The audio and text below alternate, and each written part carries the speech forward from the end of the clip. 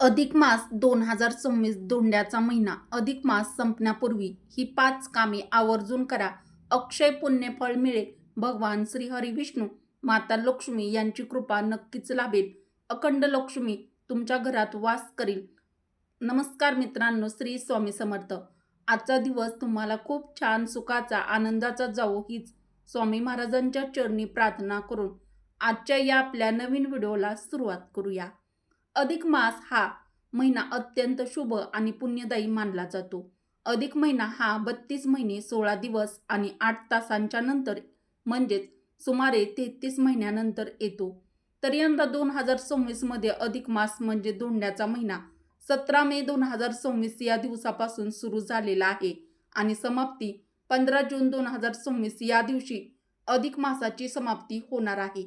तर अधिक मास धोंड्याचा महिना दरवर्षी येत नाही, तर तो 3 वर्षांनी येतो. हा संपूर्ण महिना भगवान श्री हरी विष्णू यांची मनापासून भक्ती करण्यासाठी हा महिना अत्यंत शुभ आणि पवित्र मानला जातो.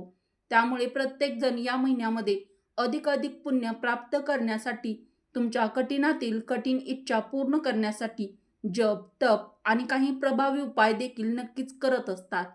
पण तुम्ही आणखीन पण काहीच केलं नसेल तर काळजी करू नका. अधिक मास संपण्यापूर्वी ही 5 कामे करा. तुमच्या सर्व इच्छा पूर्ण होतील. तुमच्या घरातील दारिद्र्य संपून जाईल.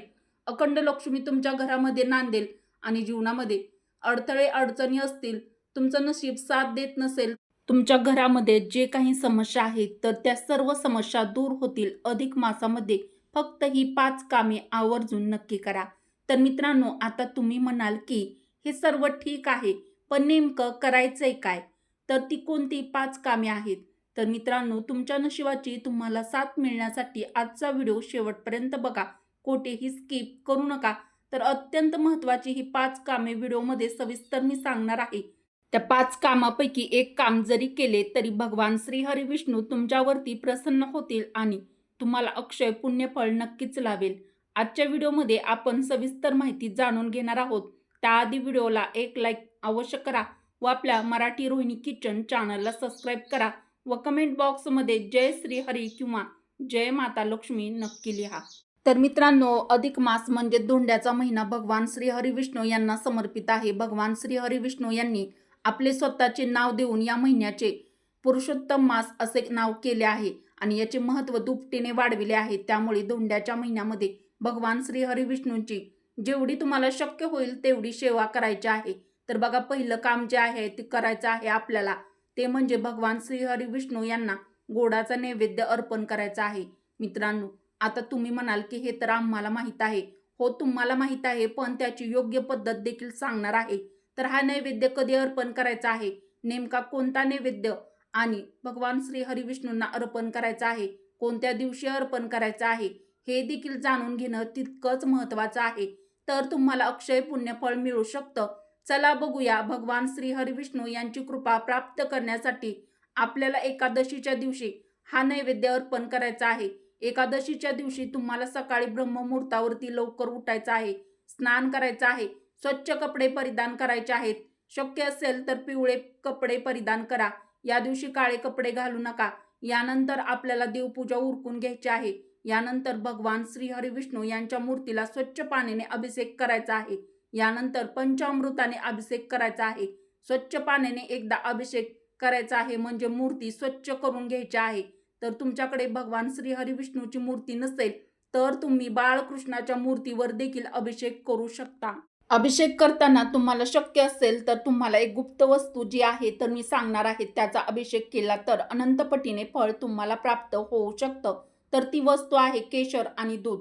केशर घालून दुधाचा तुम्ही भगवान श्री हरी विष्णूच्या मूर्तीवरती अभिषेक केला तर त्याचं फळ हे तुम्हाला दुपटीने शुभ फळ मिळत असतं. पण केशर हे सर्वांकडे उपलब्ध नसतं, कारण केशर हे महाग असतं आणि त्यामुळे सर्वसामान्यांना ते परवडणारं नसतं. त्यामुळे तुम्ही नुसता दुधाचा किंवा पंचामृताचा अभिषेक घातला तरी सुद्धा चालेल. पण जर तुम्हाला शक्य असेल तर दूध केशर याचा अभिषेक तुम्ही श्रीहरीच्या मूर्तीवरती आवर्जून नक्की करा. यानंतर तुम्हाला गोड पदार्थाचा नैवेद्य बनवायचा आहे. यामध्ये तुळशीपत्राचा अवश्य वापर करा. भगवान श्री हरी विष्णू यांना तुळस अत्यंत प्रिय आहे. भगवान श्री हरी विष्णू तुळशीपत्राशिवाय कोणताही नैवेद्य स्वीकारत नाहीत. त्यामुळे तुळशीपत्राचा वापर आवर्जून नक्की करा. तर गोडाच्या नैवेद्यामध्ये तुम्ही पिवळ्या रंगाचा शिरा, अनारसे किंवा खीर, पुरणाचे धोंडे अर्पण करू शकता. नैवेद्य अर्पण केल्यानंतर ओम नमो भगवते वासुदेवाय या मंत्राचा किमान 11 वेळा जप करावा. भगवान श्रीहरी विष्णू यांच्या मूर्तीसमोर तुपाचा दिवा लावायचा आहे आणि देवांना नमस्कार करायचा आहे. दुसरं काम, भगवान श्रीहरी विष्णू यांना पिवळा रंग हा अतिशय प्रिय आहे.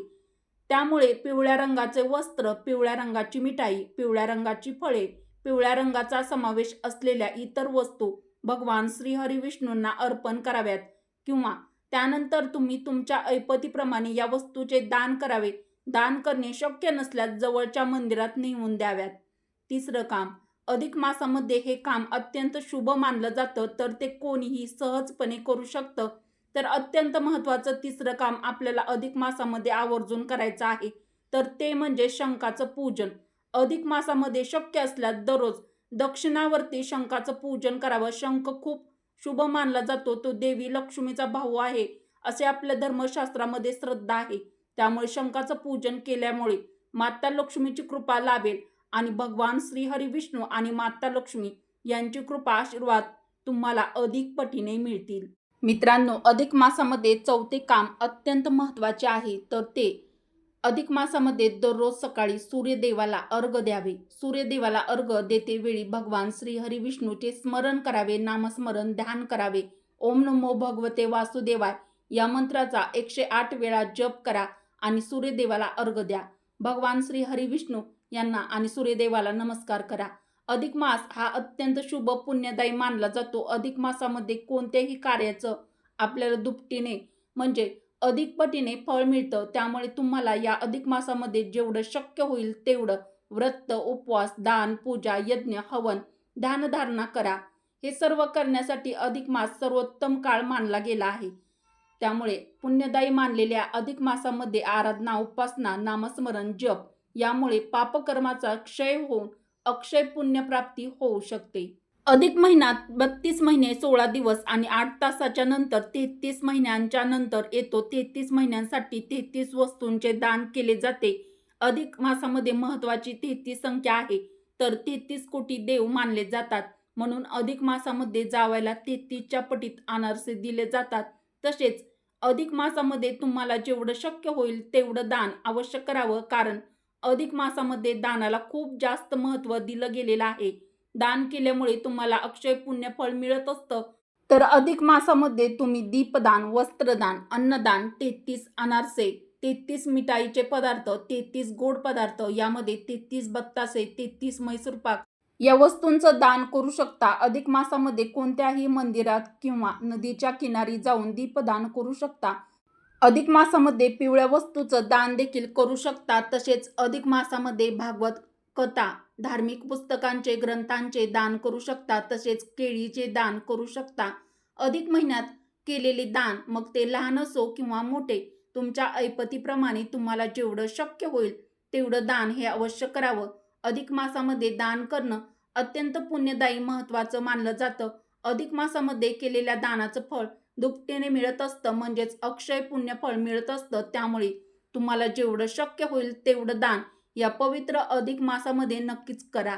तर मित्रांनो, जर तुम्हाला आणखीनही यापैकी कोणतेही तुम्ही काम केलं नसेल तर यापैकी एक काम तरी नक्कीच करा. जर तुम्हाला शक्य असेल तर ही 5 कामे देखील आवर्जून नक्की करा.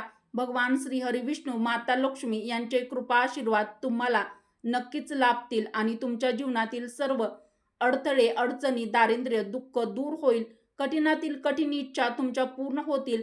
अक्षय पुण्य फळ मिळून जीवनामध्ये भरभराट होईल, घराची भरभराट होईल आणि भगवान श्रीहरी विष्णू यांची कृपा तुम्हाला लाभेल. अक्षय पुण्य फळ तुम्हाला प्राप्त होईल. तर मित्रांनो, तुम्हाला ही माहिती कशी वाटली ते देखील कमेंट करून नक्की कळवा. व्हिडिओ आवडला असेल तर व्हिडिओला एक लाईक अवश्य करा व आपल्या मराठी रोहिणी किचन चॅनलला सबस्क्राईब करा. बेल आयकॉन प्रेस करा, म्हणजे जेव्हा कधी मी नवीन व्हिडिओ अपलोड करेल तेव्हा त्याचं सर्वात आधी नोटिफिकेशन तुम्हाला मिळेल आणि तुम्ही एकही व्हिडिओ पाहायचा विसरणार नाहीत. तर उपयुक्त माहिती तुमच्या मित्रपरिवारासोबत जास्तीत जास्त शेअर देखील करा. व्हिडिओ शेवटपर्यंत पाहिल्याबद्दल तुम्हा सर्वांचे मनापासून धन्यवाद. श्री स्वामी समर्थ. जय माता लक्ष्मी.